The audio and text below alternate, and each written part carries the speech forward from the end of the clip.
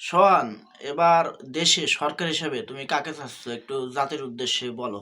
আমি সরকার হিসেবে চাচ্ছি বিএনপি আসুক বা জামাত আসুক, সেটা কোনো বড় ব্যাপার না। ব্যাপারটা হচ্ছে এমন সরকার আসুক, সংসদে এমন লোক যাক যারা শিক্ষিত, সুন্দরভাবে কথা বলতে পারে এবং দেশ গঠনে যারা ভূমিকা পালন করতে পারবে, যোগ্য জায়গায় যোগ্য লোক, এইরকম সরকার আমি চাচ্ছি।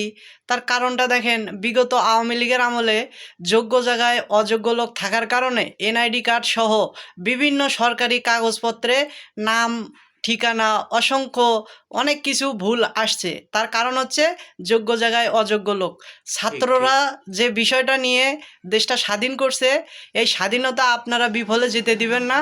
আপনারা আপনাদের নির্ধারিত আসন থেকে শিক্ষিত, ভদ্র, নম্র লোককে আপনারা পাশ করান এবং সংসদে পাঠান, যারা যেন দেশ এবং দশের জন্য কাজ করতে পারে।